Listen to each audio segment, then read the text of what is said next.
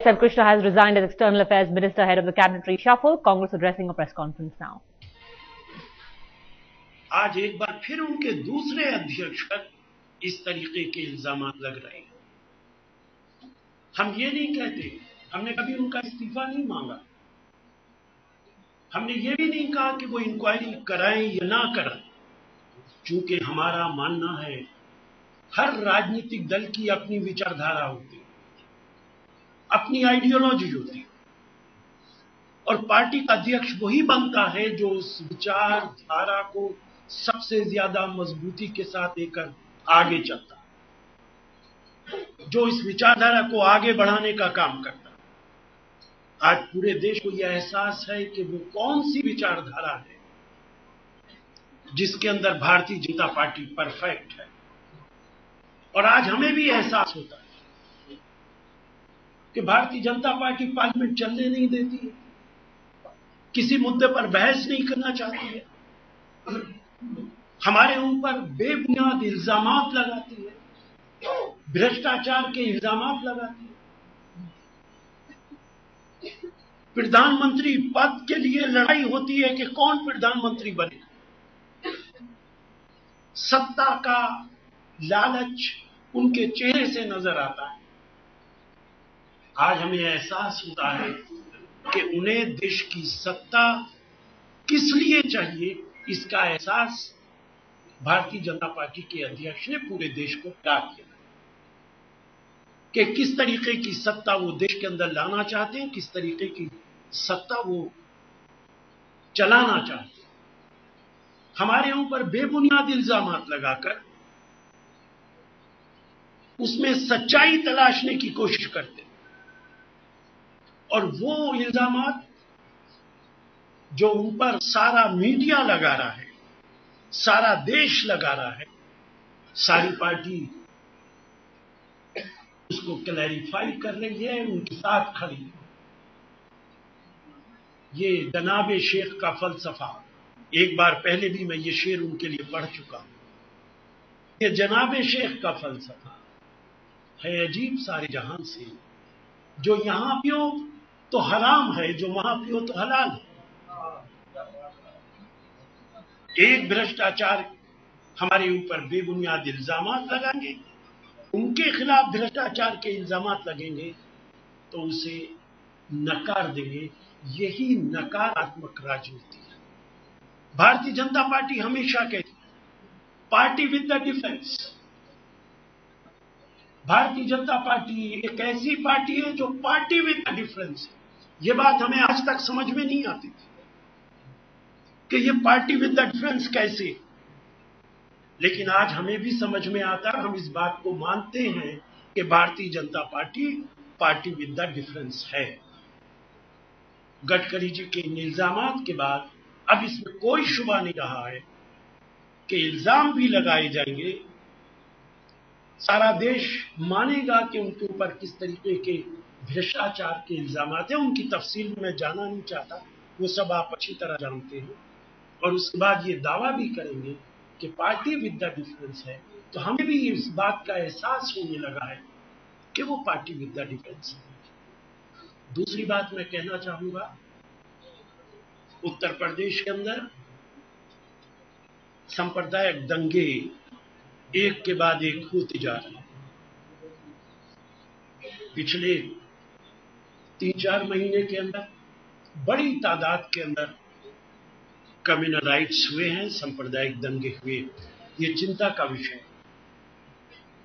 हम इस तरीके के दंगों की निंदा करते हैं और उत्तर प्रदेश की सरकार से उम्मीद करते हैं, आशा करते हैं कि वो जल्द से जल्द अपने प्रशासन को ठीक करें और इस तरीके के दंगे उत्तर प्रदेश के अंदर नहीं होने चाहिए, जो नफरत पैदा करते हैं और उत्तर प्रदेश की फिजा को आलूदा करते हैं, खराब करते हैं। Thank you very much.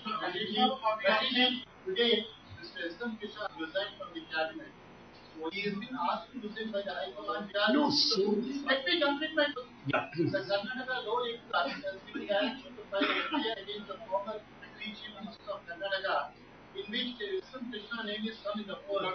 Was it the reason? I know Lokayukt Court has directed to inquire the matter. We know this very fact. Law always takes its own course, but it is not in our knowledge whether he has resigned or he has not resigned. Not in your knowledge. It is not in our knowledge so far. As soon as we will come to know, we will let you know.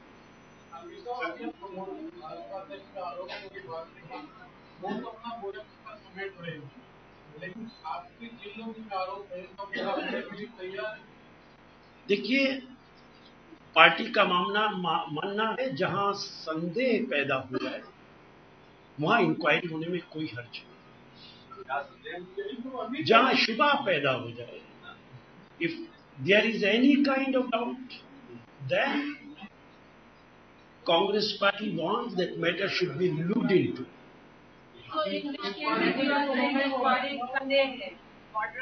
नहीं, हमने ये नहीं कहा है। हमने एक general बात कही है कि अगर कहीं संदेह होता है तो उसे फाइंड आउट करने में कहीं कोई हर्ज नहीं है। आप सीधा सवाल पूछिए, मैं आपकी बात का जवाब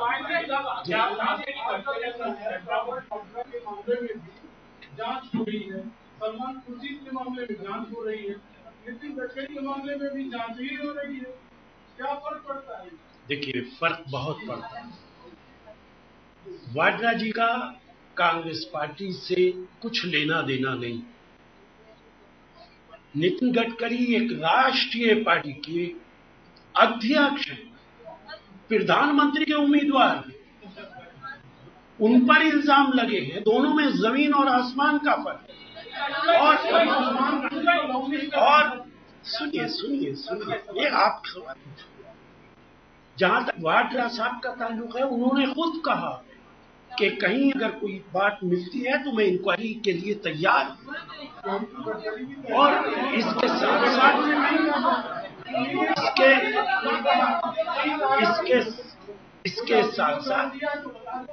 साथ साथ हरियाणा गवर्नमेंट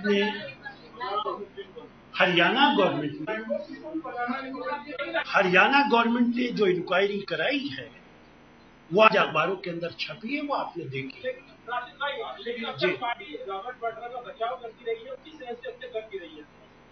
देखिए, जब कांग्रेस पार्टी पे किसी तरीके से डायरेक्ट और इनडायरेक्ट कोई हमला करेगा तो ये हमारी जिम्मेदारी है कि उसे क्लैरिफाई करें। कल्याण सिंह के नेता ने कहा है कि उन्होंने कहा कि बाबरी मस्जिद को गिराने का आदेश उन्होंने दिया था और उन्होंने ये आदेश दिया था कि कांग्रेस में गोली नहीं चले। देखिए, ये जब चुनाव नजदीक आता है, बाबरी मस्जिद और राम जन्मभूमि का वाकया भारतीय जनता पार्टी अपने बैग में से बाहर निकाल लेती है, देश के अंदर नफरत और गुमराही पैदा करती है। मेरा मानना है कि इस तरीके की बातों पर टिप्पणी नहीं करनी चाहिए। एक पुराना वाकया है और उसको बार बार अदालत के अंदर पेंडिंग है, आज सुप्रीम कोर्ट के अंदर। सुप्रीम कोर्ट अपना फैसला देगा, जो फैसला होगा उसके बाद इस पर चर्चा